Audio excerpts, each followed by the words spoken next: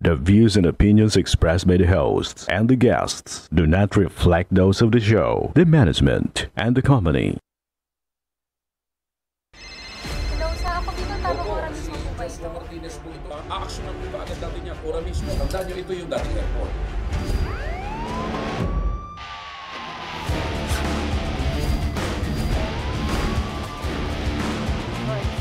Ano naman kayong dalawa pinagchichismisan yung mga marites kayo, ha?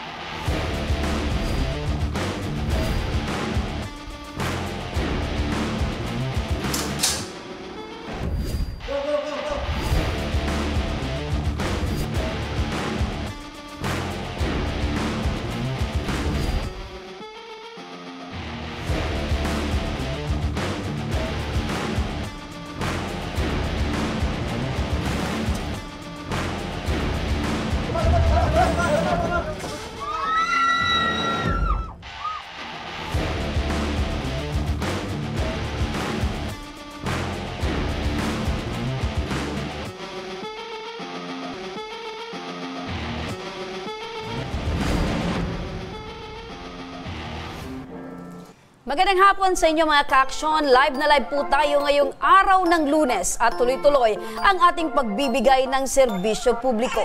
At live din tayong napapakinggan sa 90.3 Radyo Oragon Sorsogon, 88.3 sa Catanduanes, 90.7 Legazpi City. At live na rin tayong napapanood sa ating YouTube account. Napapanood na rin tayo sa Congress TV tuwing alas 7 hanggang alas 8 ng gabi. Mula Lunes hanggang Biyernes sa Congress TV, Digital Channel 15 sa Metro Manila, Channel 17.2 naman sa Albay at Camarines Sur, Channel 10 sa Masbate, at Channel 62 sa GMA for the Box. Umpisahan na natin ang ating tabang ora mismo. Eto mga ka-aksyon, lumapit sa atin si Rachel Perivias na humingi ng tulong para sa kanyang tiyahin na si Evelyn Bimabayaw na bali ang kanyang binti at nangangailangan itong lagyan ng stainless matapos itong madisgrasya noong ika-11 ng Hunyo. Makakausap natin ngayon si Rachel. Magandang hapon sa iyo, Rachel. Magandang hapon din po, ma'am. Apo, Rachel, kumusta ka ngayon? Okay naman po. Kumusta naman itong kalagayan ng tiyahin mo matapos itong maaksidente? Ayun po, ma'am, lagi po nakahiga, hindi po makatayo. Nakakaupo naman po, pero ang laki na po, ma'am, nung binagsak po nung katawan niya. Simula po nung aksidente. So, nangayayat itong Opo. tiyahin mo. So, Opo. pwede mo ba sa aming, Rachel, makikwento kung paano nangyari itong aksidente? Bali po, ma'am, pumunta po kayo sila nung umaga sa Iriga. Tapos po, ma'am, may inasikaso po kayo sila doon. Tapos po, nung pauwi na po sila mga bandang alas 5, na-aksidente po sila, ma'am, doon sa Agus, Pulangi, Albay.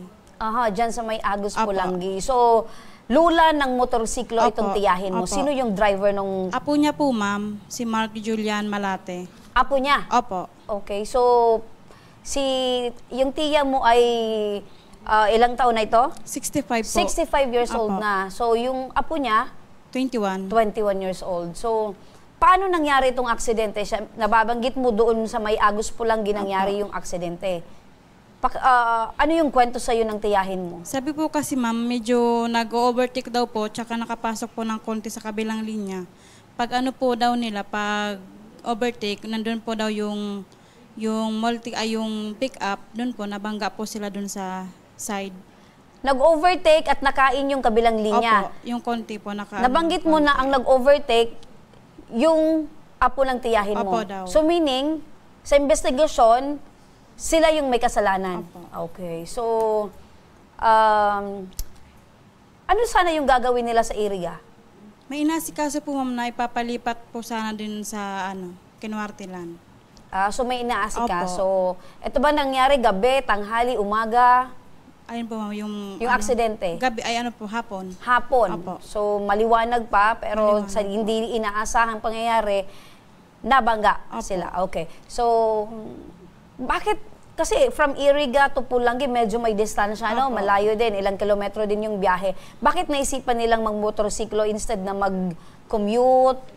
Bali po ma'am, yung balak po kasi nung auntie ko, siya lang po dapat yung pupunta sa Iriga para asikasuhin po yung documents. Tapos po nung palis na po siya, ang sabi daw po nung apo, samahan na lang daw po niya kasi may kukunin din daw po yung apo niya doon sa Iriga.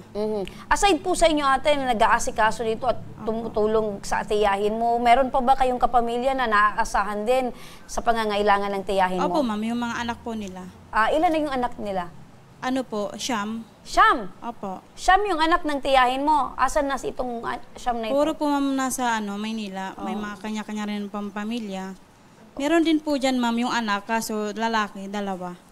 Sa mga oras na to, kumusta yung kalagayan ng tiyahin mo? Malala ba yung natamo niyang sugat? Opo, kasi bali po ma'am yung buto niya sa hita, tsaka lumabas po yun ma'am yung buto. Opo. Lumabas yung buto doon Opo. sa binti ng tiyahin Sobrang mo. impact partner yung nangyari sa auntie mo. Tiyahin ko, opo. Maliban doon sa yung sinasabi mo na nabali yung buto, may mga sugat bang natamo itong auntie mo? Meron po siya sa noo, tsaka sa kamay, may tahi din po siya. Tapos po sa paa, meron pa po. How about naman yung driver, yung apo niya?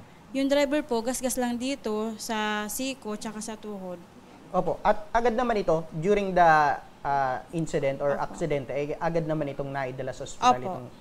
Pero tinulungan naman kayo ng driver ng nakabangga? Hindi po, kasi nag-usap, bago po mabigay yung ng stainless kung magkano, nag-usap na po sila sa attorney, nagkasundo po sila na kanya-kanya na lang po sila ng Kasi yung pick up po, marami din daw pong Damage. Opo, na kailangan po ng nasa 100K ata yung gagastusin. Okay. How about yung sa stainless ng Nasa tiyahin mo? 630 po. 630. So, Napakalayo partner doon sa napakalayo. gagastusin ng driver sa pagpapaayos ng sasakyan, 100,000.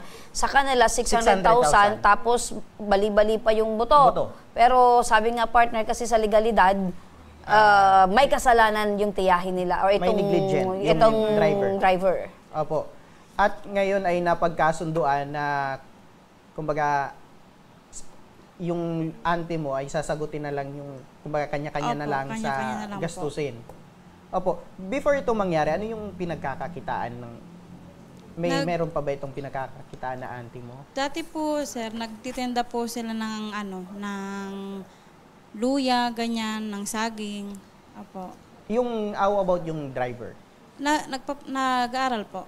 Nag-aaral, Opo. student. Opo. Pero meron siyang lisensya nung Wala nga po. Yun pa. Yun pa partner, driving without license. So isa pa yung violation medyo kanino bang motor yung ginamit nila? Sa kanya po, bago pa lang pong labas. Bakit naisipan na siya yung mag-drive nung mga oras na yon? Despite na wala siyang lisensya at bago pa lang, siguro wala pang rehistro yung motor kasi bago siguro pa lang. nagmabuting loob lang sa tiyahin niya. Opo, Ay, sa kasi lola niya. May aasikasuhin daw po, kaya sumasabay na lang daw po sila. Na dapat po sana magko-commute lang po papuntang Iriga yung auntie ko. Pero nasa magkano sana yung kung Iriga to Legazpi, medyo mura lang. Papuntang Legazpi ba? Hindi po. Pulanggi. Kulangi. Pulangi. Nasa magkano lang yung Wala nga. One ride lang yung partner kung magte-take ng bus, one di ride. ba? Oo. Nasa Siguro, magkano lang? Mga 100 higit. 95 pesos, if I'm not 95. mistaken. 95 to 98 ngayon ang isang... Kumbaga sana ay nag-commute na lang sana si pero alam mo partner, hindi talagang natin aksidente. alam kung kailan talaga yung mga aksidente. Aksidente. Anyway, Pero ngayon na lumapit po kayo sa aming program, ano po yung pinakakailangan ngayon ng auntie mo? Yung pinakailangan po Apo. Yun nga po, sir, yung 630,000 kasi 4 pong set na stainless yung kailangan niya. 4 na set. 600,000. Opo. At maliban dun ma, meron ba siyang dapat na inumin na gamot habang siya ay nagpapagaling? Pag pag sumasakit po yung may iniinom po siyang gamot. Pag sumasakit po yung sugat. Okay. Sa ngayon, nasa ospital po ba ito si Hindi po, lumabas po siya nung June 20. So, hindi pa ito na-operahan. So, Hindi pa kailangan po. talaga ng 600,000 yung Opo. estimate ng doktor para masimula na itong Opo. operation. So, 4 na set. Napo, 4 na set. Sige. Ate, matanong ko lang, madagdag ko lang partner kasi nababanggit mo, Siyam, yung anak nitong si Apo. tiyahin mo. Apo. So, meron naman ba silang plano na tulungan yung kanilang nanay sa operasyon? Kumbaga mag-ambag-ambag kasi Siyam sila eh. Sa pag-aano naman po, ma'am, yung linggo-linggo po, nagpapalitan po sila, nagpapadala sa mga pangailangan po ng Ayun, kaya ng kaya lang diaper. talagang hindi sapat. Opo, hindi po Oo. talaga kaya ng ano. So, 600,000 ang 630,000. 630,000 to be exact. So, medyo malaki-laki Malaki. gan talaga, no? So, ngayon, wala na kayong inaasahan kundi talagang makahingi ng tulong. At eto yung sumagi sa isip nyo na talagang makakatulong sa inyo ang Ako Bicol Party List. Okay. Makinig po kayo, no? Aside po dito sa aming programa, aside sa Ako Bicol Party List, meron na din po ba kayong ibang nalapitan, Opo, na ma'am. nahinga ng lumapit Yung DSWD, ma'am, lumapit na po kami doon, binigyan po kami ng 10,000. Ayun, so 10,000. Kaya nasa 620,500 po. Nakabawas din po, Opo, no? So, nakabawas. pero laki pa rin Malaki yung pa po kakailanganin talaga. po Opo. ninyo. Okay. So, ang kahilingan po ninyo, maoperahan po itong Opo. tiyahin mo. Okay. So, makinig ka po, nanay, sa para sagutin ang pangangailangang medikal. Nasa linya ng ating telepono si Ma'am LB Sidenio, ang coordinator ng Ako Bicol Party List. Magandang hapon, Miss LB. Yes po, good afternoon. Opo, napakalakas ng boses ni Ma'am LB at sigurado malakas din ang paniniwala ko na makakatulong ang Ako Bicol Party List dito kay nanay. Ma'am LB, may pasyente po ulit tayo dyan sa BRHMC na humingi ng tulong. Maoperahan po dahil kinakailangan po ng stainless dahil sa nangyaring aksidente. Ano po yung maaring maibigay ng tulong ng Ako Bicol Party List para po sa kanila? Yes, kaya po, sabi nga lang po ni Kong Salvin, dinalo niya kami sa BRHMC. Okay. Okay, Miss LB, pahanap po tayo ng magandang signal. Sayang po, alam ko po yung kagustuhan po ninyo makatulong po, pero gusto po namin marinig po loud and clear kung ano po ang babanggitin yung tulong para po sa kanila. Ulitin natin. Miss LB, magandang hapon sa muli. Yes po, good afternoon. Yon, ano po yung tulong na maaari nating maibigay para po dito kina nanay? Pabalikin po sa akin si Nanay dito sa BRHMC. Ibibigay po natin ang kailangan niyang guarantee letter para ma-schedule na ang operasyon ng kanyang tiyahin. Ayun, pag bumalik na po dyan sa inyo si nanay, para mabigyan nyo po ng guarantee letter, nasa magkano po yung pwedeng maitulong sa kanila dahil nangangailangan po sila ng 620,000 para po sa operasyon. Ibibigay po natin lahat. Yan po ang utos ni Kong. Yun! Malinaw. Ang pasyente, zero balance. Yun, Nay, 620 yung kakailanganin po ninyo. Lahat po yun ay ibibigay ng Ako Bicol Party List. Opo, thank you po. Yan, medyo partner na emotional. emotional. Ano po, answered Ano po, prayer ma'am? po ba? Answered prayer po ba itong pagpunta nyo po dito? Okay, so Yan. pakilapit lang po yung mikropono. Alam po namin at ramdam po namin yung kasiyahan po ninyo. Ano na nararamdaman? Gaano nyo po kamali itong tiyahin mo, ate? Sobra po, ma'am. Sobra na. Mabait po ba ito sa inyo? Oo. Kapatid ito ng nanay or ng tatay nyo po? Ng nanay po, ma'am. Ng nanay. Opo. Apo. So, Miss LB, ibig sabihin po niyan, wala nang dapat alalahanin po ang pamilya para po sa operasyon? Yes, so balikin na po sa akin dito yung pasyente. Papuntahin po sa akin dito yung bantay. Gagawin po natin para masirabalan sila, para wala silang babayaran. Okay, lubos-lubusin ko na, Miss LB, kasi tutulungan naman natin sila sa operasyon. Paano po yung gamot na kakailanganin para tuluyan pong humilom yung sugat po? Lahat po ng lumot na available dito sa atin during operation, sasagutin po natin. Wala silang... Yun! Partner! The The best! Ako Okay. Bicol Party List. Sa ganito na lang, Ma'am LB, ano po yung proseso na or dokumento na dapat ihanda na ma'am para makuha po ito or matanggap po itong tulong mula sa Ako Bicol Party List? Puntahan lang po nila ako sa table 4 para sa Medical Assistance Center para po may bigay ko na yung guarantee letter na kailangan nila. And then, ibabalik po nila sa social worker para for scheduling na sila. Once po na-admit na yung pasyente, lahat ng kailangan, laboratory test, medicines na kailangan dito na available sa atin, sasagutin po ng Ako Bicol Party List. Ayun! Wala silang problemahin. Napuntahin lang sa atin dito yung pasyente, yung bantay at ihanda lang yung pasyente na maging mentally and emotionally Physically ready. Opo. Opo. Nanay, matanong ko po kayo. Sabi ni Miss LB, papuntahin lang daw po doon yung kapamilya. Ikaw po pupunta Opo. mismo. Opo. Kailan ka ba pupunta doon? Kahit po ngayon, ma'am, Ay, pwede. Miss LB, ngayon daw po, huwag ka nang aalis dyan sa opisina mo at pupunta na kagad si nanay. Okay po, antayin ko siya.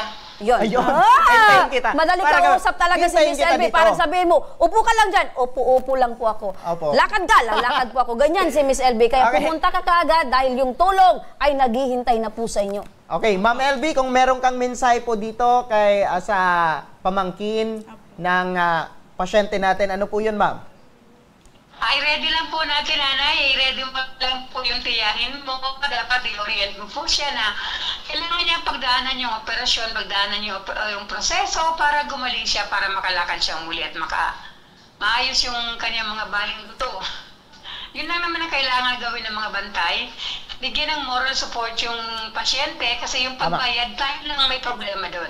Ayun! Wala na kayong problemahin. Problema na ni Miss LB yung pambayad po Bayad. doon sa ospital. Apo. Maraming salamat, Miss LB Sedanyo, ang coordinator ng Ako Bicol Party Party. List. Ayan. Thank you so much. Thank you po. Nay, at tanong ko ngayon, sa pakikipag-usap mo sa tiyahin mo, handa na ba siya physically, emotionally, at mentally? Opo. Ayun. Dati pa po yun, ma'am. Inaano niya na po yung sarili niya para sa operasyon. Ayun. Yan. So, pag uwi mo ngayon, ano yung sasabihin mo sa tiyahin mo? Na okay na po, wala nang babayaran, na-solve na ng Ako Bicol. Yan! Wala nang babayaran. Solve na ng Ako Bicol Party List. Ayan, kanina, Ma'am, naging emotional ka ng Opo. yung Mababaw po magandang- talaga luha. Ayan. Opo. Ang tao daw na mababaw ang luwa, partner, mabait. Mabait at Mabuting mapagmahal. tao, mapagmahal. Mapagmahal. Iyakin ka? Hindi partner. Pero, kung sa nakita mo yung auntie mo, talagang nahihirapan na siya ngayon. Opo, kasi Kamusta na ako siya po yung ngayon? nag-aalaga. Ako po Kamusta na nag-aalaga. siya ngayon? Hindi na siya nakakalagad ng May, ngayon. ano po, hindi po siya gaya nung dati na masigla. Hindi po siya ganun. Lagi po siyang nakatulala, ganun. Gaano kahirap alagaan yung auntie mo? Hindi naman po sobrang hirap. Ano lang, sa pagbubuhat lang, pag maliligo, ganun. Mabigat lang. Opo. Alam mo, partner, kahit gaano kahirap, hindi mo mafe-feel na mahirap at hindi ka mapapagod mag-alaga pag mahal mo talaga yung isang tao. Tama, partner. Oo. Kaya nanay, saludo po kami. Kayo po ba may asawa at pamilya na din? Meron po. Okay. Ilan po yung anak nyo? Dalawa. Pero binigyan nyo talaga ng panahon na makatulong sa Opo. tiyahin mo. Saludo Kasi po wala kami man sa inyo, pong iba. nay. Ayan. So, kasama nyo po kami, nay, sa pagdasal na Opo. tuluyan na pong gumaling. Ito pong si tiyahin nyo po, ano? Opo. Opo. Kung Salamat meron kang po. mensahe sa tiyahin, ano yun? Huwag nang pagkawa. Sige lang, Sige, ma'am. ano yung tawag mo sa kanya? Auntie po. Auntie Belen. Belen. Auntie Belen. Opo. Ah, sige, ano yung mensahe mo sa kanya? Auntie, sana po magpagaling ka na para maibalik na yung dati mong sigla. Ganun. Okay, maibalik na ang dati mong sigla. Opo. Dati ano yung mga usual na ginagawa ni auntie mo? Nung malakas pa siya? Yun nga po, ma'am, nagtitinda pag may pag may aanhin na sana itanim nila. Ganun. Masipag? Opo. Okay. Pero ganito nakatulong yung auntie mo sa'yo? Kasi napifeel ko na talagang Oo. mahal na Background mahal ka. check lang tayo, no? Pag pag walang-wala kami, ganun, pag nalapit po kami, ang bilis po niya lapitan. Ayun, Yun. madaling lapitan. Kaya eto, partner, yung mga panahon, pag nangangailangan Kailangan ka ka. talaga ng tulong, may tutulong sa'yo dahil natulungan mo din siya. Apo, Okay. ganun po. Ayan. At maraming salamat, ma'am. Opo, maraming salamat Apo, din po. sa Tsaka sa pagpapaabot Ako sa Bicol. amin. Ikaw yung naging daan para maoperahan at gumaling itong auntie Opo. mo. Kami dito ay instrumento din, katulad mo. So, ang pinaka-importante, yung tulong na ibibigay ng Ako Bicol Party List. Opo. Okay? Wala nang Salamat. alalahanin pa. Opo. Pero, partner, may sasabihin Sige. ka kay nanay? At siguro maraming salamat sa pagpapaabot ng Apo. iyong alalahanin dito sa Ako Bicol Party List at sa aming program. At hindi ka kumbaga, hindi siya nagsisi na lapitan ng Hindi Ako nga siya Bicol. napapagod at dahil dyan, hindi din siya magsisisi. At dahil dyan, ma'am, maliban dyan sa tulong, sagot na ng Ako Bicol itong hospital bill at mga kinakailangan sa operasyon. Ayan, tanggapin mo ang gardenia. Ayan, tan Tinapay. tanadan. Yan, partner, ang tinapay. Kahit walang palaman, masarap. Yan po ang gardenia. Mula yan sa gardenia. Isang kagat lang, uubusin mo hanggang maubos dahil talagang masarap kahit walang palaman. Gardenia. Philippines. Ayan. Kumpanya na yun, partner. Ayan, mula sa gardenia. Yan. Maraming salamat po sa inyo, nanay, sa inyo pong tiwala sa aming programa, Nanay Rachel. Asahan niyo po na aalalayan po kayo ng aming team sa mga susunod po na proseso hanggang maoperahan po ang inyong tiyahin. Maraming salamat po, ma'am. Tsaka sa Ako Bicol, tsaka po ay Congressman Saldi ko. Okay, naniniwala ka na, Nay, na ang Ako Bicol Party List ay katulong na kakampi pa? Opo. Yan! Maraming salamat po, Opo, ma'am. Nanay. Thank you po. Eto naman mga ka-aksyon, good news! 25 estudyante mula sa Tabaco City ang nabigyan ng pagkakataon na makasali sa 3-day Digital Literacy Training na isinagawa ng Department of Information and Communication Technology o DICT, katuwang Ako Bicol Party List sa Tabaco National High School noong July 15 to 17, 2025. Ang buong kaganapan, panoorin po natin ito. The training itself is to prepare the students.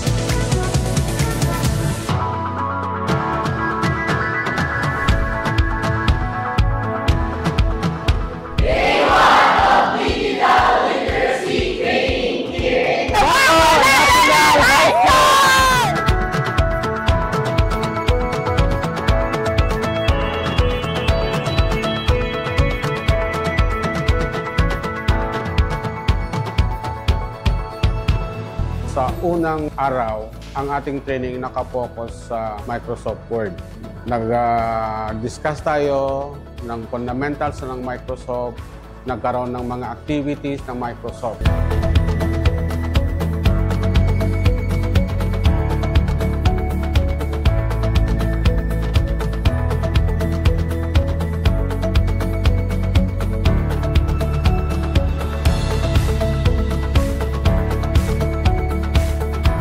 The following day ay about Microsoft Excel naman. So yun naman ang focus natin, discussion ng principles ng Microsoft Excel, pagkatapos mga activity din ng mga Microsoft Excel.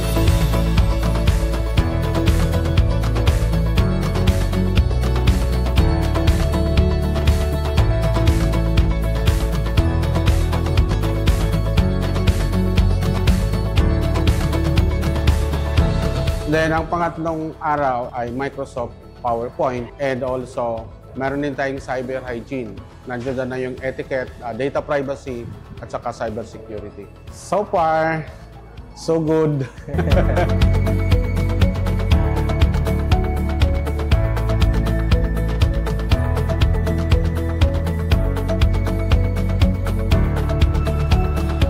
Ito po, inisyatibo ng ating congressman, ating butihin sa Ako Bicol, si Congressman Saldi ko, si Cong Jill Bungalon, at si Congressman Tidor Cardin. Talagang sinikap po nila na mabigyan kayo ng computer. Kaya sana po inyong pagbutihin na matutunan kung ano man ang inyong matutunan na ibibigay ni Sir kung paano itong digital literacy training na to, ating pong pagyamanin at sana magamit ninyo hanggang sa pagkolehiyo ninyo.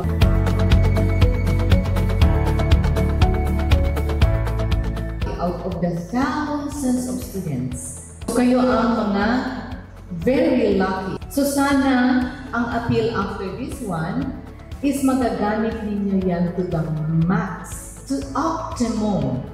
Saan yan magkakaroon ng impact? Dapat sa study ninyo. Because you have the powerful tool that can assist you.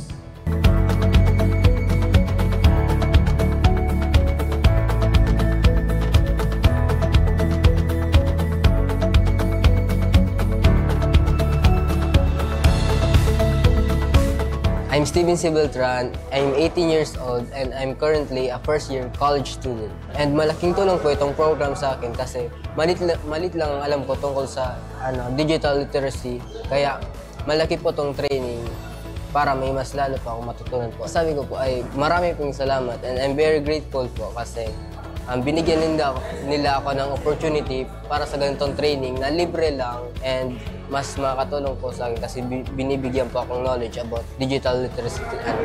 Thank you so much.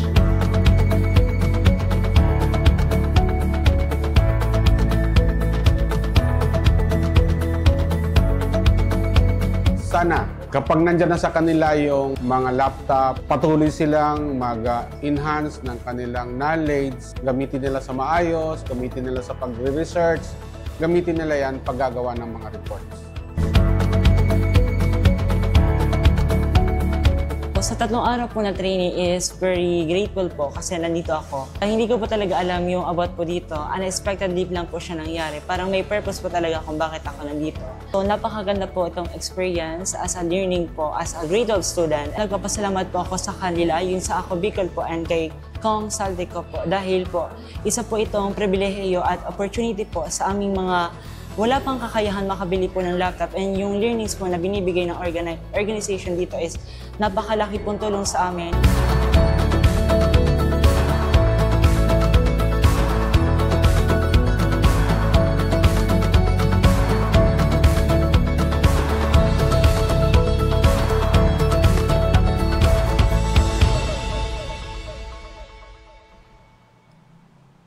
Ayun, congratulations sa 25 student from Tabaco City Partner dahil sabi nga nila, they are so much thankful and grateful dahil nakasali sila doon sa estudyanteng nabigyan ng libreng literacy training. At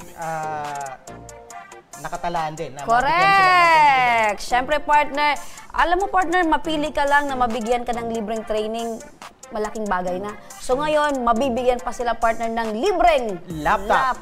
At yan partner ang isa sa mga proyekto ng Ako Bicol Party List sa sektor ng edukasyon. Correct. Upang maitas ito, especially dito sa Bicol Region. Namamayag pag-partner ang Ako Bicol Party List in terms sa tabang sa edukasyon program. Tama. Kasi marami tayong mga kababayang, mga estudyante na talagang hirap sa pagpapaaral ang kanilang mga magulang, and yet nandito yung Ako Bicol Party List na patuloy sa pagtulong para maigapang ang kanilang pag-aaral at makatulong partner na makapagtapos at makamit nila ang kanilang pangarap. Sabi nga ni Kong Saldi, bawat pamilya ang pangarap nila ay magkaroon ng isang graduate student na makakatulong sa kanila na maitaas ang kanilang status sa buhay. Tama yan, partner. Ayun. Alam mo, partner, nung mga panahon na tayo nag-aaral, wala pang Ako Bicol Party List. Kaya medyo hirap tayo, partner. Pahirapan nun, partner. Pahirapan ang ating mga magulang sa pagpapatapos sa atin ng pag-aaral. Kaya nung tayo'y tapos na, here comes Ako Bicol, partner. Talagang nakita natin na talagang nakakatulong. Oo. 'Di ba? Ilang taon na din yung Ako Bicol, partner, since yung mga nauna-una pang mga bagyo na talagang ang pangalan ng Ako Bicol that time, SOS, 'di ba? Meaning to say pagtulong. Pagtulong. 'Di ba? Nauna. So, sa mga humingi ng tulong, andyan yung Ako Bicol Party List. Kaya saludo kami sa Ako Bicol Party List. Yan. At sa pagbabalik ng Tabang Ora mismo, at sa ating Tabang Update, makamit pa kaya ng pamilya ng security guard ang hustisya matapos itong mamatay habang nasa duty? At isang ama mula sa Ligao City, Albay, 2 linggo nang umanong nawawala. Ang buong detalye, abangan. Kaya huwag kayong bibitaw mga ka-aksyon, magbabalik pa ang Tabang Ora mismo.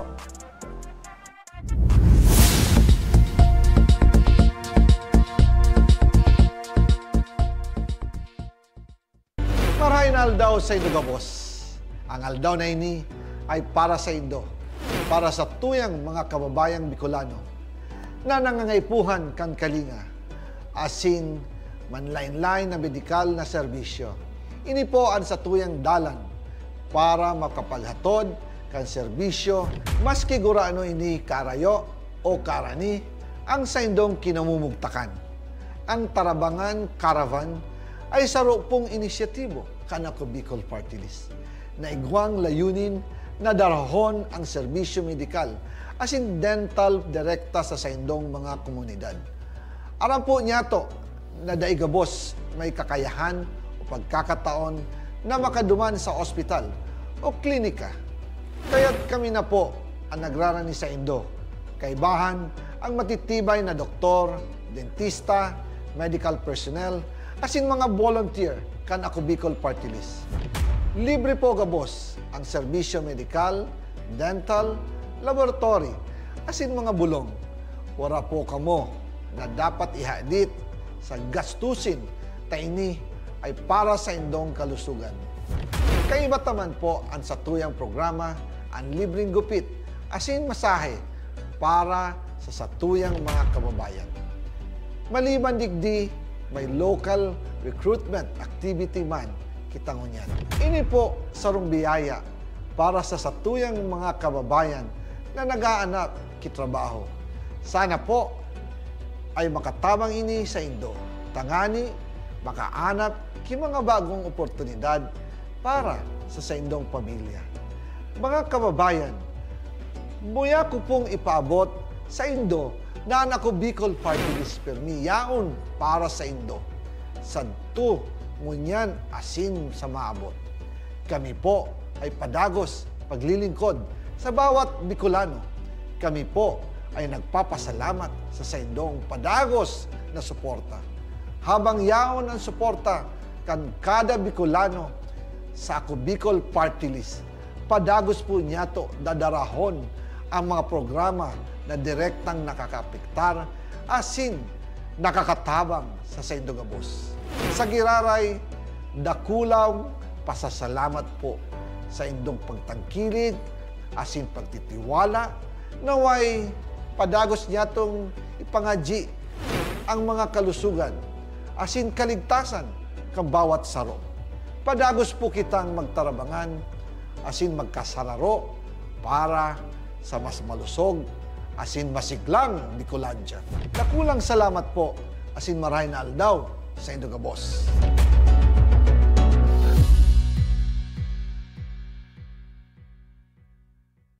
Daan-daan na po ang mga nakapagtapos at may mga kanya-kanya ng propesyon. Sa kanilang pagpupunyagi, walang masidlan ang kanilang mga ngiti. Yun at sa Gabos, nagpapasalamat po ako sa AKB. Gusto ko lang po magpasalamat sa Ako Bicol sa opportunity na tigtatao po araw po sa kuya na estudyante. Dahil naandyan lang, katuwang lagi, Ako Bicol, katabang na, kasurog pa. Hindi rin nagpahuli sa pagtugon sa mga pangailangan ng ating mga healthcare workers at mga frontliners. Sa simula pa lang nitong pandemya, hanggang sa ngayon, walang humpayang pagtulong. Ay, nagpapasalamat po ako sa pagtaon ng tabang hali sa Ako Bicol Party List. Papasalamat kong dakula sa duwang congressman. Kayo nakakatabang sa miya sa gabi. Maaasahan, Ako Bicol, katabang na, kasurog pa. Tucked away in the province of Albay, known for its perfectly shaped Mayon volcano, Misibis Bay Resort, a locally owned 5-hectare private island resort. The resort is ready for all those looking to balance tranquility and adventure. This tropical destination is where guests can either choose to relax under the palm trees or have an adventure under the sun. It features modern and luxurious rooms and villas, recreational facilities, and sophisticated services.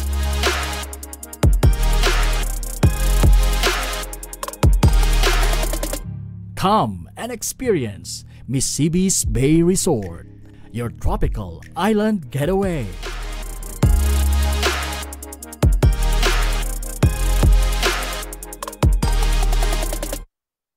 Problema sa tubig, agarang binigyang solusyon. Nagpatayo ng mga solar-powered water supply system sa mga liblib na lugar. Libre, malinis at maaasahang supply ng tubig 24/7. Dakulaon ang pagpapasalamat niya mo. Dahil may ikamalilinwan habang kami nabubuhay. Dakulaon ining tabang para sa gabos na tao digdi. Salamat po. Para sa ating mga kababayang nasa laylayan, Ako Bicol, katabang na, kasurog pa. Libo-libo na ang mga nabigyan ng tulong medikal. Bata, matanda, kahit sino man, lahat ng mga may karamdaman, may maaasahan. Nagpapasalamat sa Ako Bicol Party List. Hindi po namin makakalimutan ang tulong na dinala ninyo dito sa aming bayan. Maraming salamat po. Dahil iisa lang ang tunay na nagmamalasakit. Ako Bicol, katabang na, kasurog pa.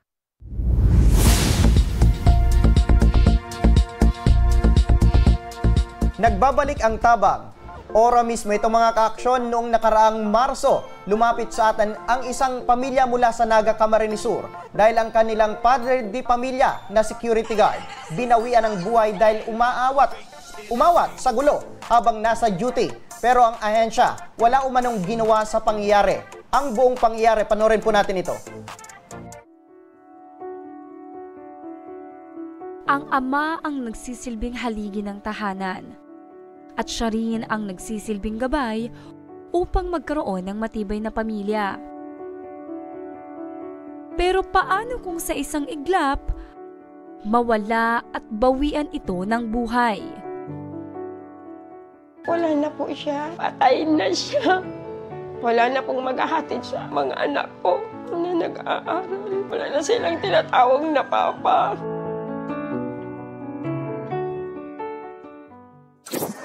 Sa isang barangay sa Naga City, may isang pamilya na daing ang hustisya sa hindi makatarungang pagpanaw ng kanilang padre de pamilya. Ang kanila kasing haligi ng tahanan ay aksidenteng nasangkot sa isang trahedya na kumitil sa kanyang buhay habang nasa trabaho. Sa pag-uumpisa ng buwan ng Pebrero taong kasalukuyan, nangyari ang hindi inaasahang pagkamatay ng isang security guard. Ang dahilan, pag-aaway ng mga kabataan sa isang bar sa Dayangdang, Naga City. At ayon sa kwento ng anak sa aming programa, yung papa ko po, duty po siya sa isang bar po dito sa Naga. Siyempre po, guard siya po. May nangyaring gulo po sa loob ng bar. Ang nangyari po, nag-awat po siya. Yung inawat niya po, naging wild po siya. Yung mga guard po, pinapatulan niya na po. Wala po sa kanyang nakakaawat na po. Then yung papa ko po, siyempre po, pwersa na pong gumamit yung electric po baga, yung parang pang-depensa po nila as mga guard. Ginamitan po noon ng papa ko. Yung lalaki pong inaawat niya, sinuntok po siya, binulungan po siya ng suntok at saka sipa po. Tapos yung papa ko po, makikita sa CCTV na hinihimas niya na yung pisngi niya po kasi po, nararamdaman niya na po yung sakit. Nakrap po yung ngipin ng papa ko dahil po sa lakas po ng persa ng pagsuntok. Dagdag reklamo pa ng asawa ng biktima.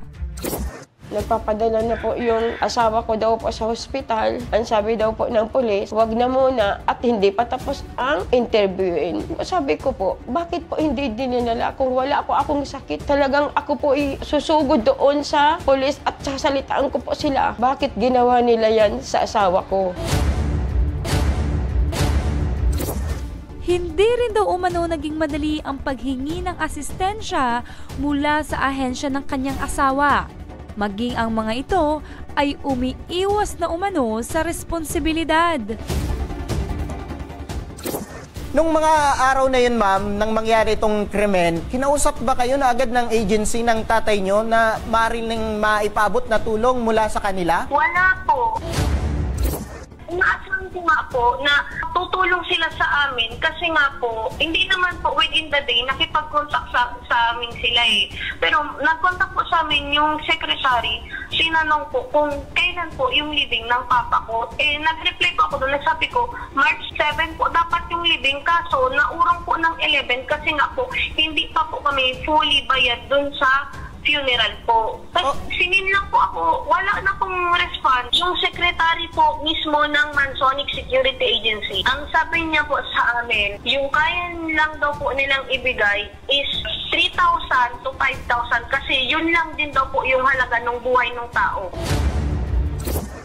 Kwento nyo ba, ma'am, na before or mangyari itong insidente ay naka-duty yung tatay nyo? Opo, alam po nila doon po sa posto, makikita po na naka-uniform pa po yung papa ko habang nire-revive po ng mga nurse at saka doktor. So maliban dito sa 3,000 pesos na ibibigay daw sa inyo, ano pa yung mga ino-offer nilang tulong mula kanila, ma'am? Wala po.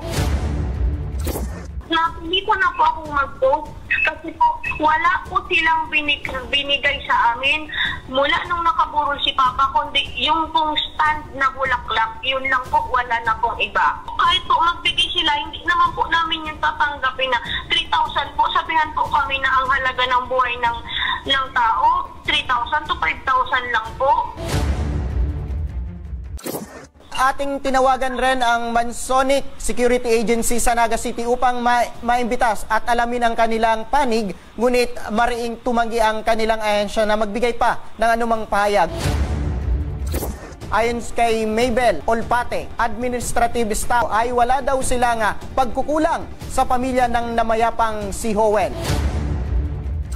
Unang-una po, wala silang karapatan na magsabing wala silang pagkukulang kasi hindi naman po kami magkakaganito. Kung from the start po, hindi ganito yung mangyayari. Kung talagang pinanindigan din sinasabi nila po na wala silang pagkukulang. On duty po yung papa ko kahit saan po kami pumunta na korte, alam namin na tama po kami kasi on duty po namatay yung papa ko. Wala silang karapatan na sabihan na 5,000 lang po yung halaga ng buhay ng papa ko, ng tao. Pwede lang pong baliktadin. Sila po yung magpagnas doon, sila po yung pumalit doon sa papa ko. Bibilan ko po sila ng bulang papa yun, mangutang ko, bibigyan ko sila ng 3,000. Hindi kami magkakaganito. Kung talaga yung sinasabi nila, totoo na wala silang kapakayaan. Agad naman tayong nakipag-ugnayan sa tanggapan ng Department of Labor and Employment Camarines Sur Provincial Office upang mabigyan ng tamang aksyon itong alalahanin ninyo laban sa Mansonic Security Agency. At ating nakausap si Ma'am Sairi Cabredo, ang Provincial Labor Information Officer. Ayon sa kanya, maaari nang masimulan ng proseso ng formal na nyong reklamo at personal na din na dumulog sa kanilang opisina sa anumang oras para sa makapagsampa na ng reklamo.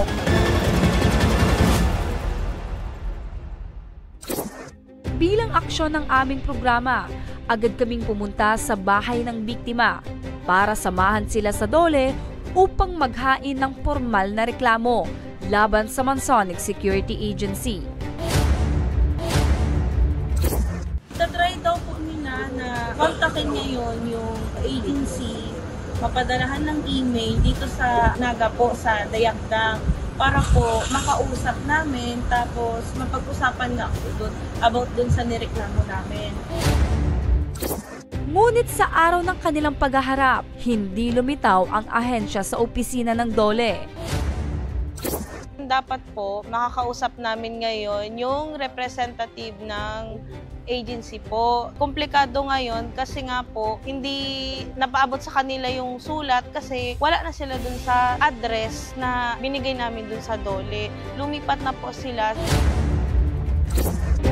Dahil nag-iba na umano ang address ng ahensya, mahihirapan umano silang maghain ng kaso. Yung naging payo sa amin ngayon ng DOLE po is kumuha na po kami ng position paper para agad-agad na din pong ma-file ng case at maakyat na po sa pagkakaso po. Ngunit dahil porsigido ang pamilya na masampahan ng kaso ang nasabing ahensya, hinanap namin sa Naga City ang bago nilang opisina. Naglakad. Saan? Naglibot. At nagtanong. Binago na po bang agency digdiyo kang guard? Na din po. Sa loob ng mahigit 4 na oras na lakarang paghahanap,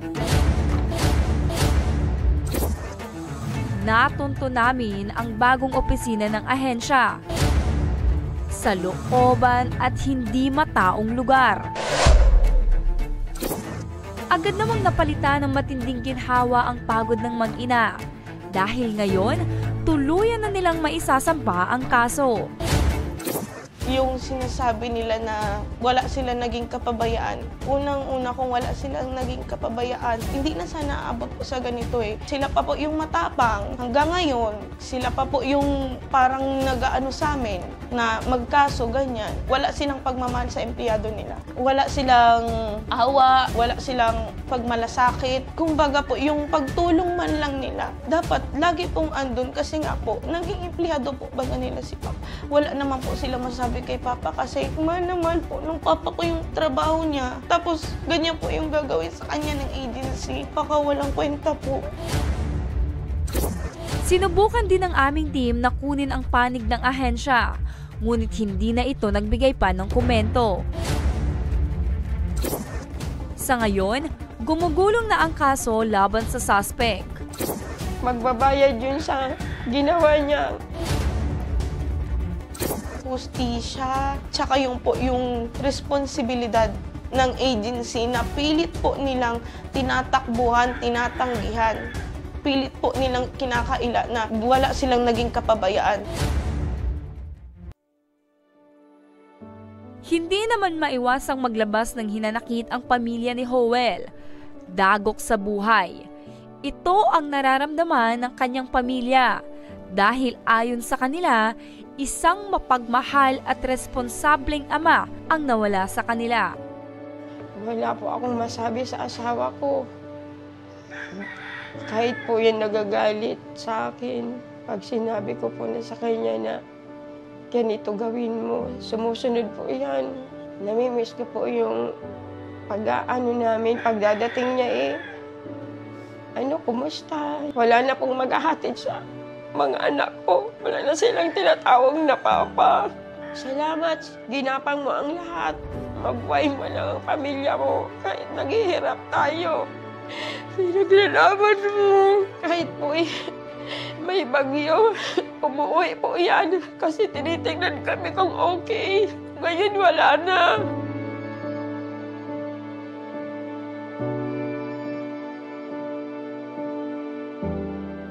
Wala na sa akin magpaprotekta po. Agad-agad yan susugod kung sino man po yung sa akin, yung nambastos or kahit noon pa man po, ganyan siya. Parang siya yung ko dito, protector. Hindi ako titigil. Hindi kami titigil na pamilya mo, kami na makamit mo yung hustisya na karapat-dapat na para sa'yo. Gagawin namin yung lahat. Kahit na yun, tinatapak-tapakan kami ngayon kasi wala eh. Gagawin namin yung lahat para maibigay namin yung dapat na hustisya para sa iyo at para sa ikakatahimik mo.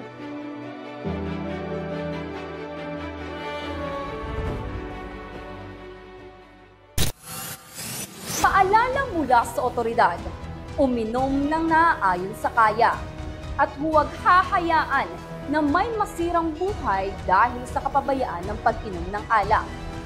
Sa ngalan ng Tabang Ora mismo, ako si Rizel Lozada, ang maghahatid ng istorya sa bawat kwento ng inyong buhay.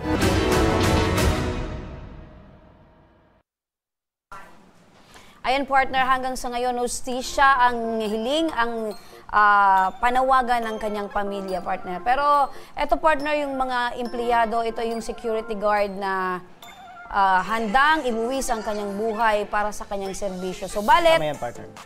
Ang walang kwentang employer, partner, hanggang sa ngayon ay hindi nila maibigay kung ano yung pangangailangan ng pamilya.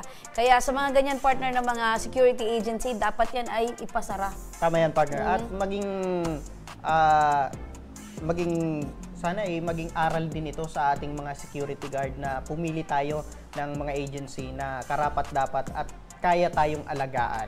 Pero alam mo partner, yung talagang ang kagustuhan ay makapaghanap ng trabaho. Siyempre, tayo katulad natin, hindi tayo pumipili ng trabaho, partner, di ba? Pero tandaan na ang buhay ay iisa lang. So dapat, kung ganyan talaga, partner, kung handa kang ibuwis ang iyong buhay, dapat yung ipinaglalaban mo ay dapat maibalik din sa'yo. Tama? So, sa pamilya nitong nawala ng sa pamilyang naiwanan nitong security guard, hiling din po namin at panalangin din po namin na makamit po ninyo ang hustisya. Samantala, ito mga ka-aksyon, isang anak ang lumapit sa ating tanggapan dahil 2 linggo na umanong nawawala ang kanyang ama na may sakit na depresyon. Ayon kay Jonalyn Divina Flor, wala rin umanong nakakita sa kanyang ama kaya hirap silang hanapin ang kanyang ama. Para sa panawagan, makakausap natin si Jonalyn. Magandang hapon, Jonalyn. Magandang hapon din po. Opo, kamusta ka na ngayon, Jonalyn? Okay naman po. Opo, maaari sige. Kasi yung lola tawag ng tawag sa akin. Kung nakita ko daw po ba si Papa dito sa Ligaw, sabi ko, hindi naman po dito nagagawi si Papa. Kasi kung pupunta man yung dito, alam niya naman yung dito pagpunta. Ngayon, kahit anino man lang niya, walang pupunta naman dito sa amin. Opo, maaari mo bang maikwento sa amin yung araw bago ito mawala?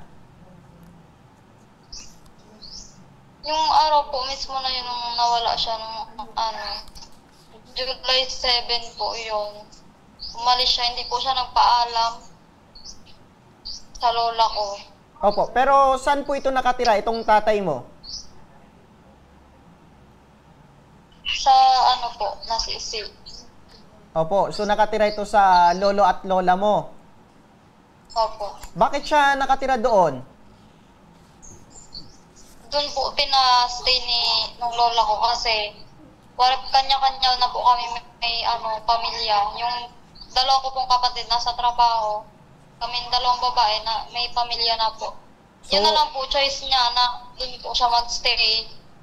So choice niya na manirahan doon sa kanyang nanay at tatay at kayo ay may kanya-kanyang ng pamilya. Opo. Yung nanay niyo, nasa na po ito? Na po. Magkahiwalay na po sila. So magkahiwalay. May sarili na rin pong So may sarili pamilya na itong pamilya, itong nanay mo? Yes po. Opo. Pero before itong mawala, itong tatay mo, ano yung pagkakasabi ng lolo at lola mo?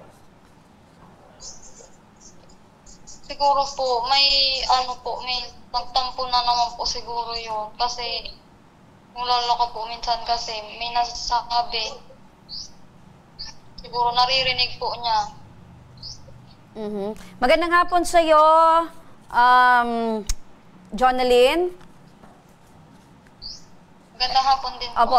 Matanong ko lang, Jonalyn, ito bang pag-alis ng iyong tatay sa sa bahay ng iyong lola ay palagi siyang umaalis? Palagi niya ba itong ginagawa? Or this is the first time?